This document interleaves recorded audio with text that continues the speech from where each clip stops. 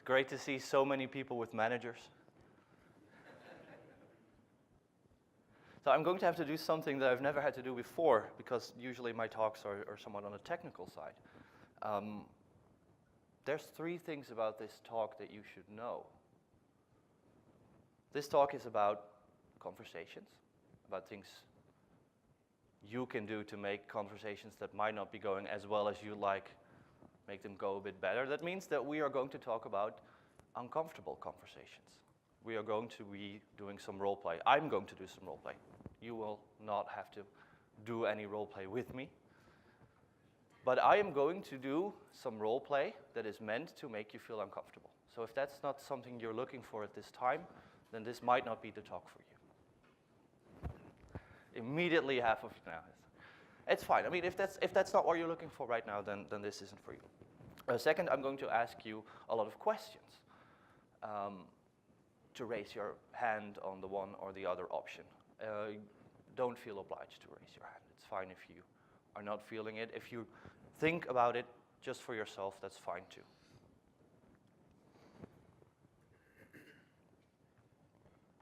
There was a third thing, but I can't remember right now.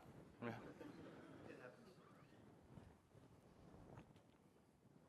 This talk is about uncomfortable things and what we can do to make them go somewhat better. So if you start to feel uncomfortable at some point, well, that's kind of the intention, but it will get better. And I hope that today we'll talk about some tools that you can start using to make those situations less uncomfortable for you, should they happen. All right, with that being said, I'd like to take you on a train ride. An old classmate of mine once told me a story. I don't know if it's true, but it's believable. He was sitting in the train, and he was sitting in one of those chairs where there's other chairs opposite. And in the other chairs, there were 2 guys talking about a subject that he knew a lot about Bassie and Adriaan. Who knows Bassie and Adriaan? Yeah. Well, I mean, if you're not Dutch, you probably have never heard of Bassie and Adriaan. It's a television series from the 80s, meant for children. It's entertainment, maybe some education too, about a clown and an acrobat. And they go on all kinds of adventures. In the later seasons, they made it to the US, they made it to Spain, but in the earlier seasons, it was low budget. And so, as my classmate heard them talking about Bassie and Adriaan, he leaned over to them and he said, "Hey, did you guys know that the Baron, the evil villain of the story, did you guys know that the Baron was actually played by the same actor as the acrobat Adriaan?" And they were like, "No way! No way, really?" "Yes, and did you know that B100, Boef 100, Thief 100 was played by the same actor as Bassie the Clown?" No way. They had no idea. Well, probably. It's a story, doesn't matter. It was a low-budget series.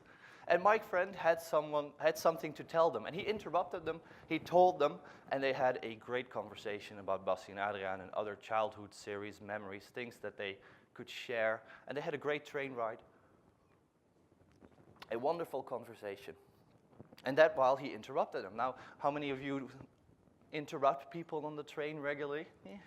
I sometimes think about it, usually don't. Those things can backfire. But he had a great conversation. And I find this a very nice story. And I really like when conversations go well. And I want every conversation to go well. Sometimes conversations don't go as well as you would like, perhaps. Especially with managers.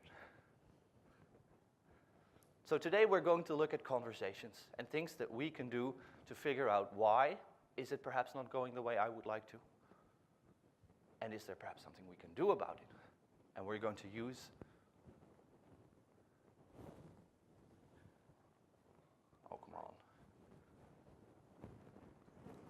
Drommels, drommels, drommels indeed.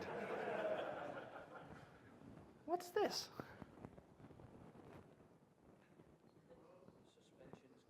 It's crazy. I think my laptop's actually hanging, guys. Yeah. Oh, there we go.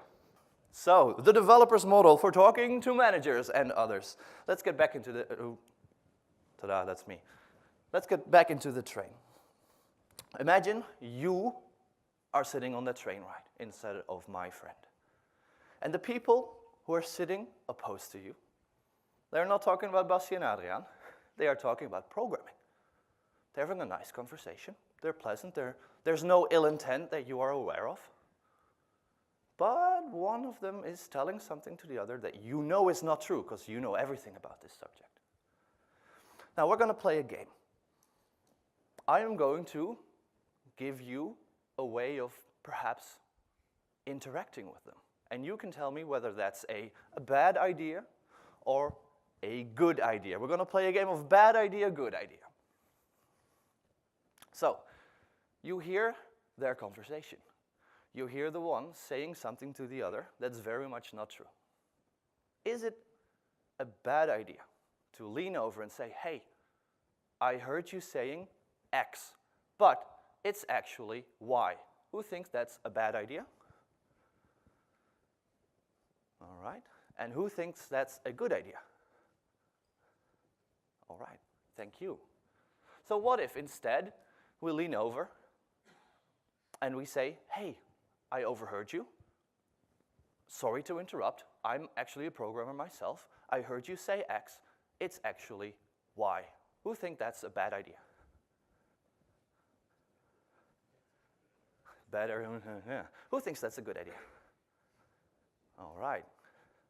What if instead we lean over and we say, hey, sorry to interrupt. I'm actually a programmer myself. I know something about this subject. Would it be okay if I made a comment? Who thinks that's a bad idea? Who thinks that's a good idea? Interesting, interesting, interesting. This is actually not a talk. This is an experiment. This is science. There's people in lab coats all over. All right, different situation, different situation. You are a programmer in a team of 3. There is a junior programmer, there is a media programmer, and there's you, the senior programmer. The media programmer is explaining something to the junior programmer. That's very much not true. You lean in and you say, hey, I heard you say X, it is actually Y. Bad idea? A good idea. Yes, fascinating. Instead, you lean in and you say, hey, I overheard you saying X. I actually know something about this subject. It's Y. Bad idea? All right, good idea. All right. What if instead you lean over and you say, hey, sorry to interrupt. I overheard your conversation. I'm actually a programmer. I know something about this myself. Is it okay if I make a comment? Bad idea? A good idea. All right. One more situation, then we're done playing games for a bit. You're working on a project. You overhear your manager. Imagine you have one if you don't. You overhear your manager talking to a sales rep about the project, and you hear them discussing something that you know, because you are intimately involved with the project, that is not true. Is it okay if you interrupt and go, hey, I heard you talking about this project. You said X, it's actually Y. Bad idea? A good idea. All right, all right. What if instead you interrupt and you say, hey, I heard you talk about this project. I'm actually on this project myself, so I know something about it. You said X, but it's actually Y. Bad idea? A good idea. All right. The final one, you hear them talking, you go and interrupt them, and you say, hey, I heard you talking about this project. I'm on this project. I know something about it. Is it okay if I make a comment? A bad idea? A good idea. Fabulous. Thank you so much for your cooperation. So what can we learn? What can we learn from this very scientific experiment? What was special about the first situation in the train? Yeah, total strangers. Strangers on a train. No established relationship whatsoever. What's special about the second situation with the team? Anarchy? Hierarchy. Yes, that's basically the same thing, isn't it? No. Yeah, so you have the same role, established relationship, but hierarchy. There are expectations upon you as a senior that are not on the other developers. What about the third one? What's special about that? No, I would disagree. It's not the same role.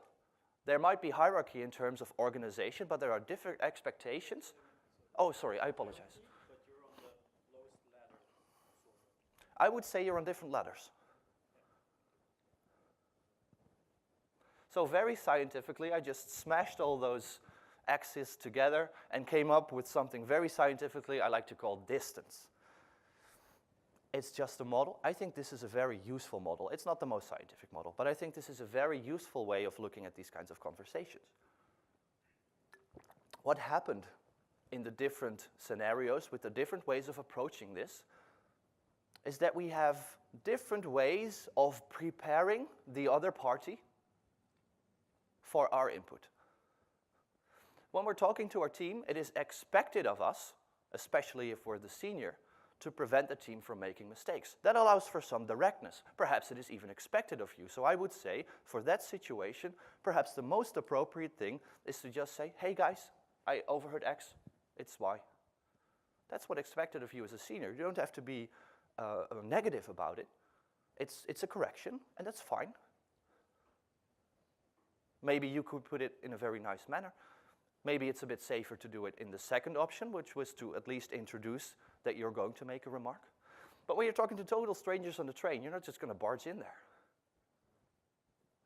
Or are you? I think distance is a signal to how much we have to prepare the other party for our input. Or another way of saying it, there is not so much influence that we have there. We don't have the influence, the expectation that if we interrupt, include ourselves in the conversation, that it's going to go as well. Another way of looking at this, a little bit more compartmentalized, would be something like this.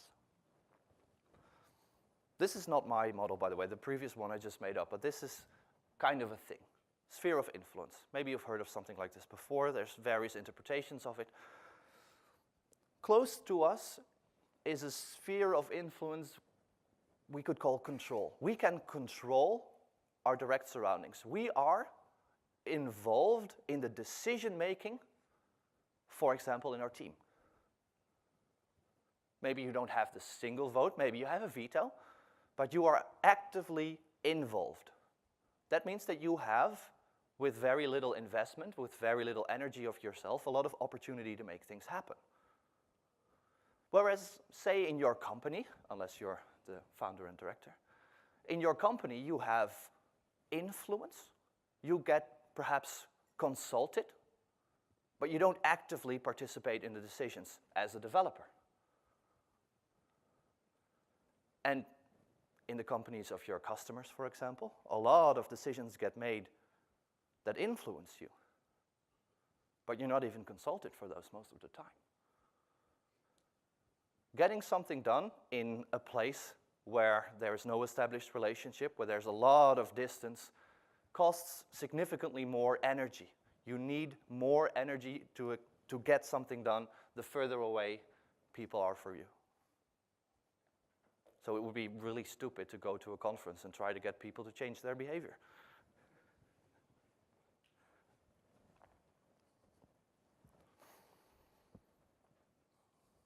There's a great quote, one I've took to heart. I hope it will also do something for you if you don't know it already. It's a quote by Reinhold Niebuhr. It's called the Serenity Prayer. Lord, grant me the strength to accept the things I cannot change, the courage to change the things I can, and the wisdom to know the difference.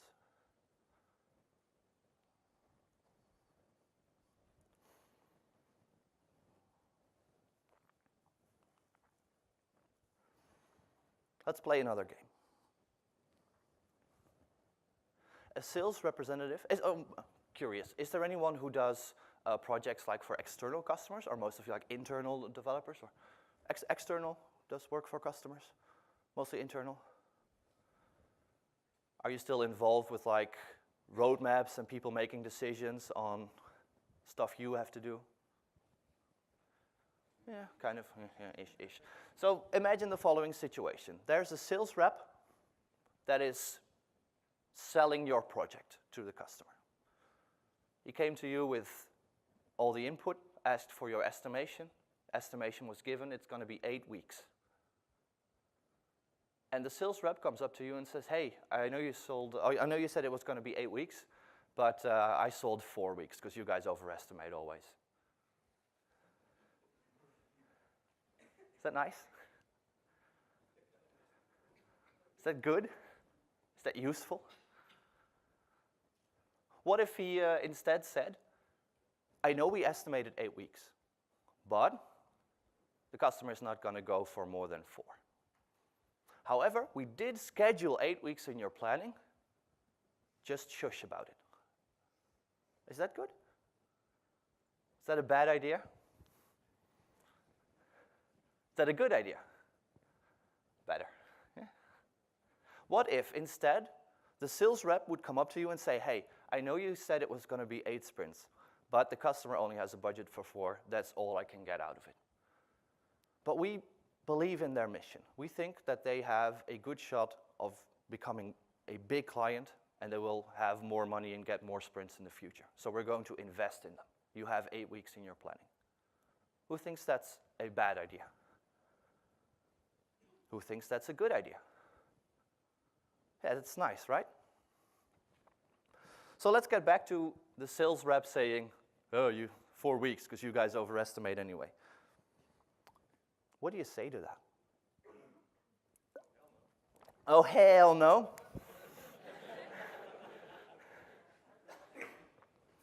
So I think the least useful thing to do,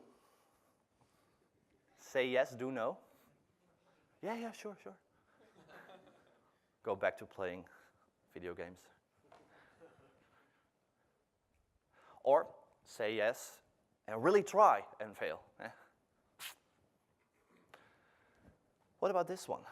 Say yes, do yes. You're really going to try. You're going to give it your best. And with lots of extra time, with lots of extra input, you manage to make it work. And then the next project comes along. And the next project. And the next project. And the next project. And the next project. And you can't get vacation time because there's 2 more projects waiting. Probably not the best signal to give to your sales rep.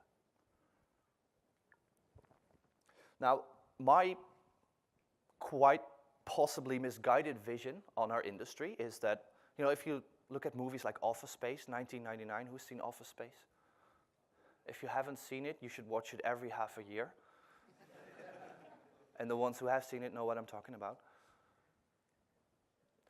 There's like this image that our industry was kind of like here in 1999.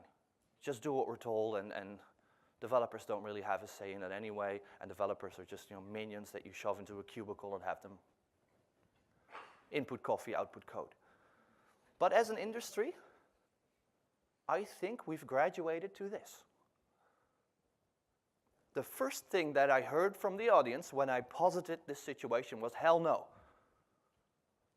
Now maybe that's because you're at a conference and feeling safe enough to share that with your fellow developers. But I think that, judging from my limited interactions with other programmers from outside my own company, this is kind of like my vision of where we are. And this is much better than where we come from. We are not doing fewer things that we can't. But there's a better approach, I think.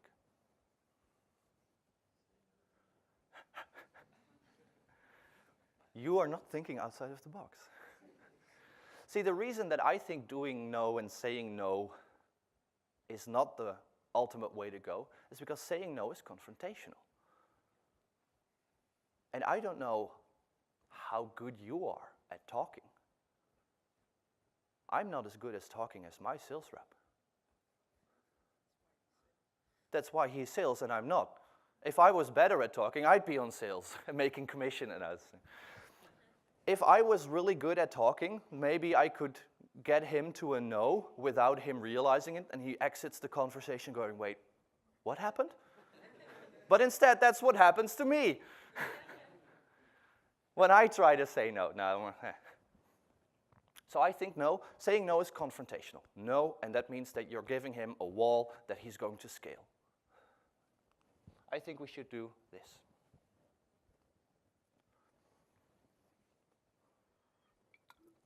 Your sales rep comes to you and says, 8 weeks, but 4, because you guys overestimate always anyway. Okay, that's not an option.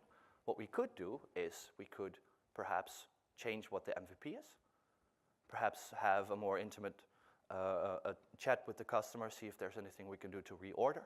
Perhaps there's something else we could do, or this or that, or perhaps you have an idea.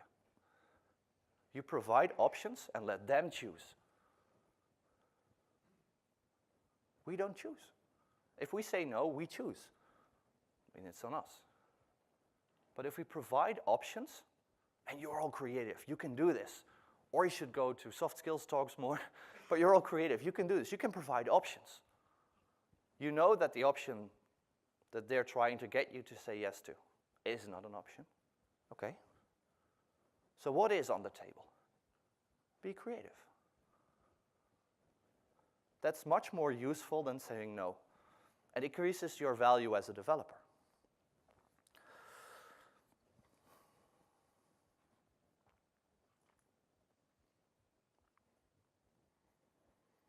What if your sales rep came to you and said, I know you estimated 8 weeks. I could only get to sell 4. Can you help me? What can we do? Would that be nice? Yeah, maybe. At least we're consulted. Let's play a different game. It's sprint 8, week 8. I go to my sales rep and I say, we kind of underestimated it. You need to sell more sprints.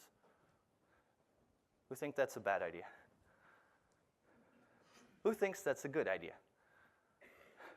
All right. What if instead I go up to my sales rep in sprint 7? Is that better?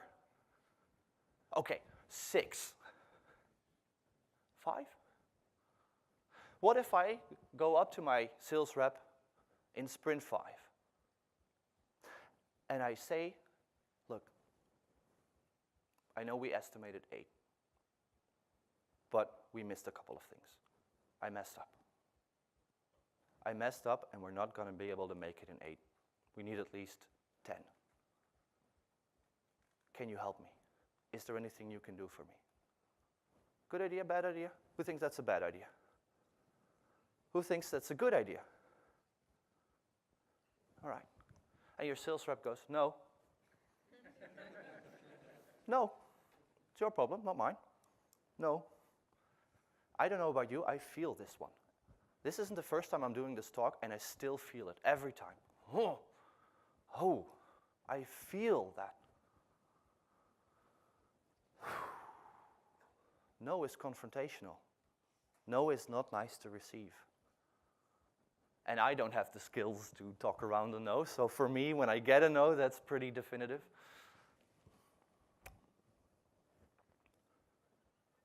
But what if instead our sales rep said, okay, I can't sell more sprints, that's not an option.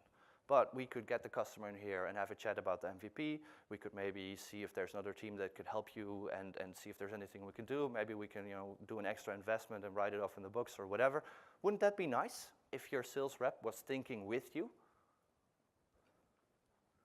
Yeah. So lead by example. Don't say no.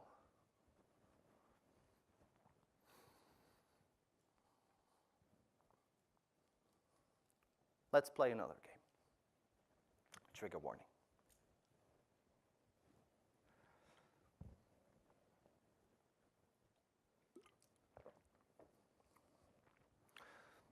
you were working on an API last week.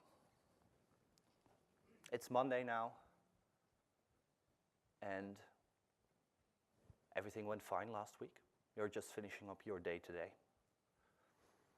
Everything you did last week was perfect, up to spec, everything as it was meant to be. You didn't mess up. Someone did, though. The API that you created was not functional at all for what the customer needs. And the customer has been on the phone with your manager. And your manager walks into your office. Hey, I just got off the phone with the client, and they're not happy. They're threatening to pull the account. Everything we did last week, it was a complete waste of time. It was useless. We have to get the team together. We have to get this fixed. Is there anything you can do? Can you get the team together? I'll get a couple of pizzas, but we have to get this fixed. Oh no, I can't. It's my girlfriend's birthday today. No. You have to help me. You have to get the team together. Oh, they're threatening to pull the account. Oh. Okay, well maybe I could stay. Oh, thank you. Yes, please get the team together, and I'll get a couple of pizzas and we'll fix this, please.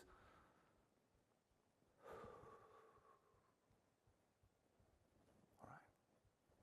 Or how about this one? And scene. Your manager walks in. Hey, that didn't go so well last week, right? I just got off the phone with the client. Oh, they're not very happy with you. Yeah, knowing that API stuff, it's not entirely what they were looking for, but we can fix this, right? We'll just get the team in here. If you get the guys, and I'll order a bunch of pizzas, and we'll get this fixed, right? No, I can't. It's my girlfriend's birthday. I have to be there. No, oh, come on, don't be a party pooper. You're letting the team down. Come on. No, I really can't. Come on, you're letting the team down. They're counting on you, man. Come on. We can get this fixed, right? I'll just get a bunch of pizzas in and we'll get this cracking. I guess I could stay. Yes, that's it. Good.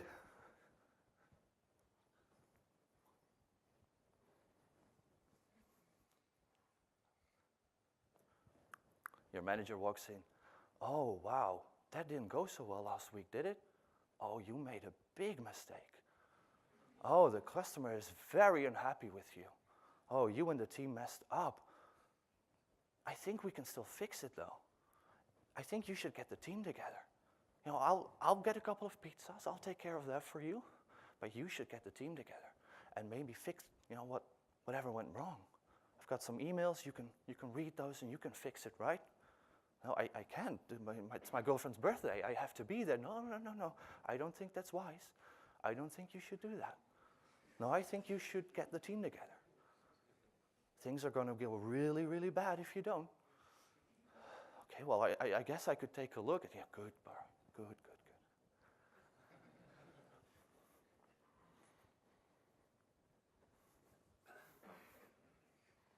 Your manager walks in. What was that last week? I just got off the phone with the customer. They are very, very unhappy. Well, what do you mean they're unhappy? You messed up. Everything is broken. It's not what they're looking for. You need to get the team together, and you need to fix it now. But I can't go and fix it. It's my girlfriend's birthday. What? But what do I care about that? You go in there, and you get the team together, and you fix it now. Okay. Good.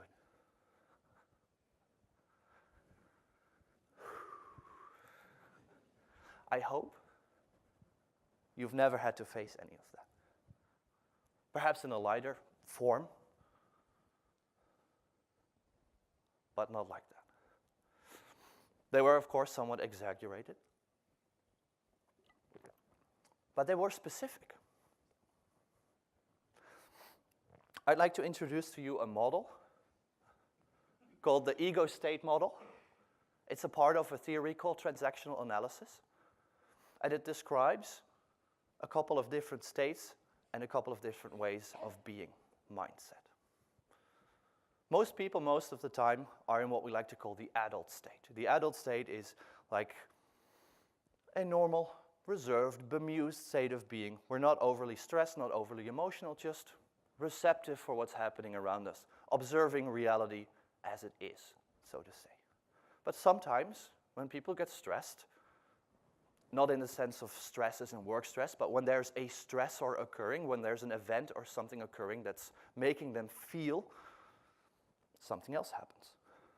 And one way of becoming is what we like to call the child state. The child state is when we are as we used to be, when we behave as we used to do when we were young, when we used to do as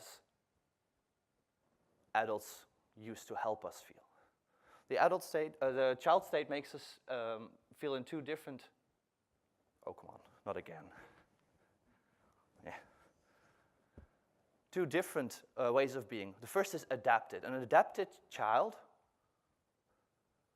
is very much within the box, within the system. The first one I did, oh God, everything's gonna go wrong. That's an adapted child. That's someone who fears punishment. Fears that everything is going to land on his or her shoulders. On the opposite side, my clicker. Yes. On the opposite side is the free or rebellious child. That's a child that's very much outside of the box. Doesn't really care all that much. Oh, we can break the rules, right? We'll just break the rules together. Doesn't really care that much. On the opposite side, there's the parent state. And the parent state is when we are as we are expected from our parents, the way we behave as our parents or other adults that we used to know were back then. The parents can be nurturing. Oh, we'll get it fixed. We'll get it together. Or can be, I'm too far away, judging.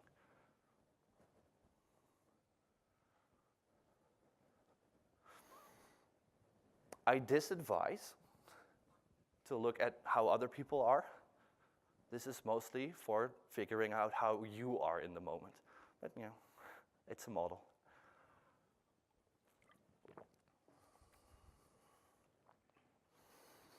Conversations between two people who are not in the adult state must end up with one person in the child state and one person in the parent state.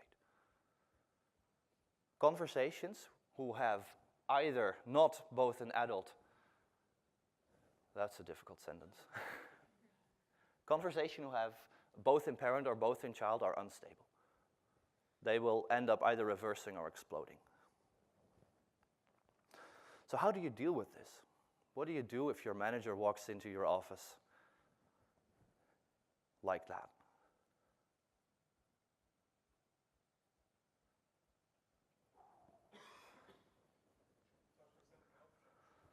Yes, negotiate with someone who is emotional.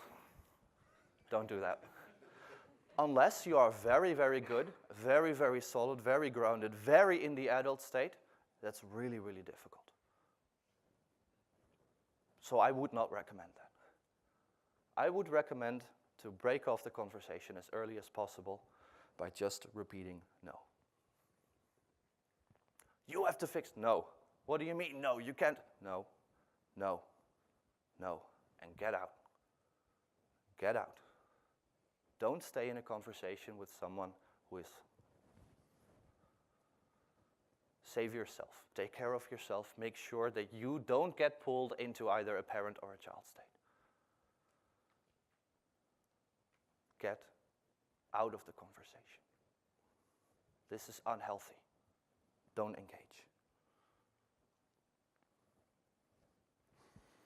Let's play another game. That's the last one, the final one, then we're done.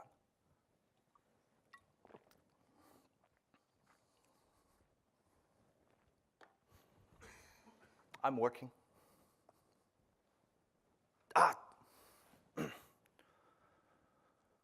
Why won't you comply? It's not working. Stupid thing. I can't get it. And one of my teammates comes in, notices I'm not feeling well, and says, hey, is everything okay? Yeah, I'm just trying to fix this stupid bug, and it's not working. Oh, have you tried trying it like that? Yes, thank you, I tried. Stupid thing. Oh, and have you tried the other thing then? Yes, I've tried the other thing. It's not going to work because of reasons. And have you look, I didn't ask for your help. Oh, well, excuse me, but you're the one who's all fa. Maybe you should shut up. I should shut up? I'm trying to fix this bug and you're interrupting me. You're getting on my nerves. I'm getting on your nerves. You're getting on everybody's nerves. Jeez, I'm sorry, okay. I'm just trying to fix this bug. No, you're not just trying to fix this bug. You're pissing everyone off. Jeez, yeah, fine. Fine, I'll shut up.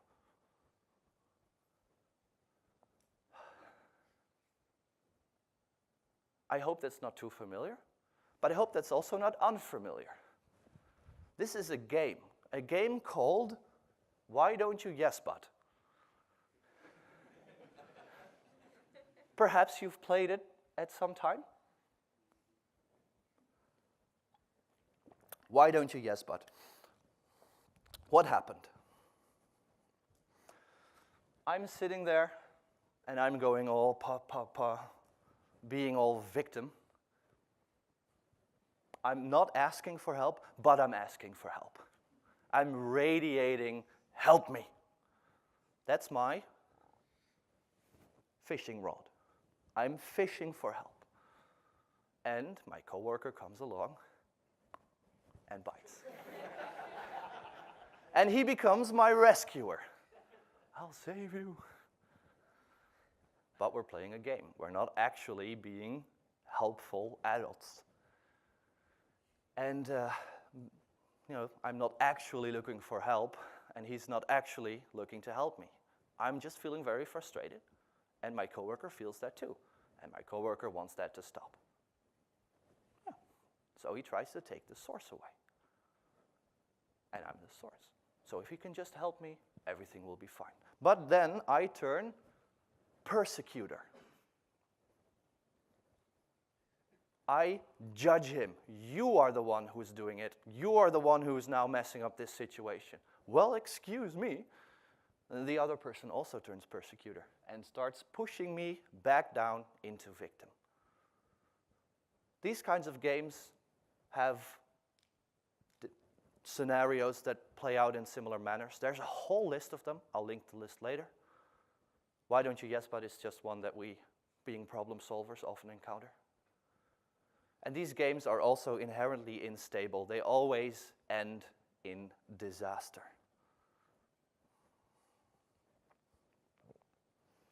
So don't play. But that's easier said than done. Why does this happen? Why do people do this?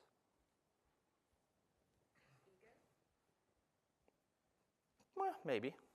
There's actually a physical reason for it, because I can't help you to say, well, let's just have less ego, but I can help you with this.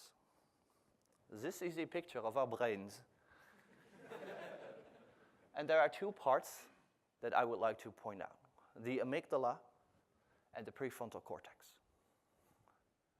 Does anyone know what a lobotomy is? It's when they take out the prefrontal cortex. It's our reasoning center. It's what we use to think. It's what makes us human, perhaps? Brains are complex, I don't know. Our prefrontal cortex is our rational center.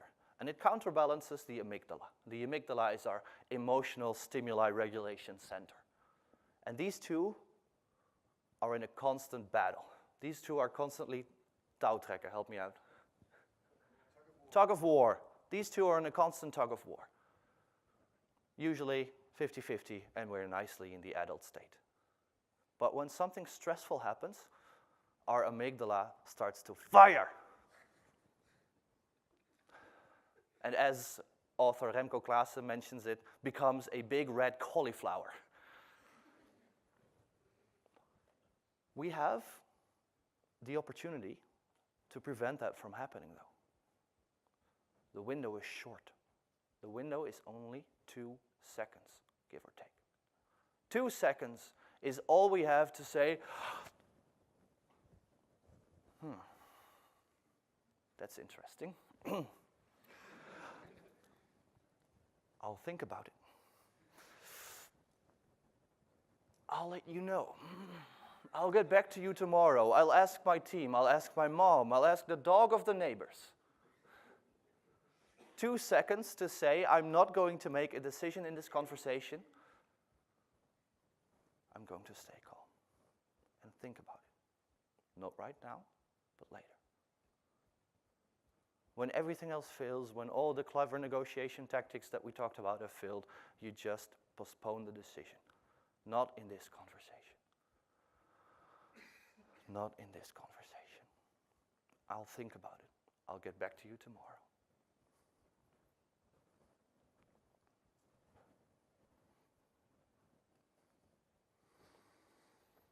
It's really hard at first. It's not easy. But now that you know, it's easier. And the more that you try, and the more that you train, and the more that you practice, it becomes easier. We talked about distance, we talked about sphere of control, but in the end, whatever is closest to us, what has the least distance to us, you have the least distance to you. You are first and foremost in your sphere of control.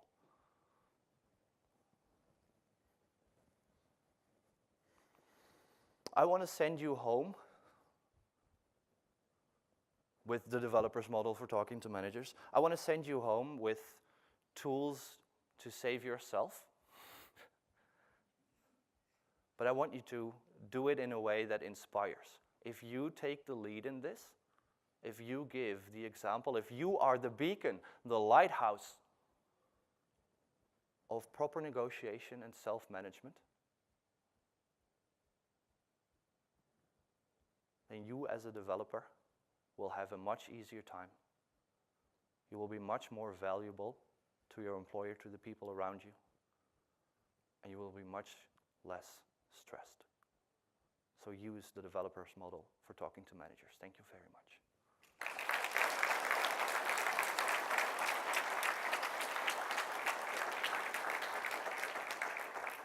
Slides are there. Please check me out on Join if you like it.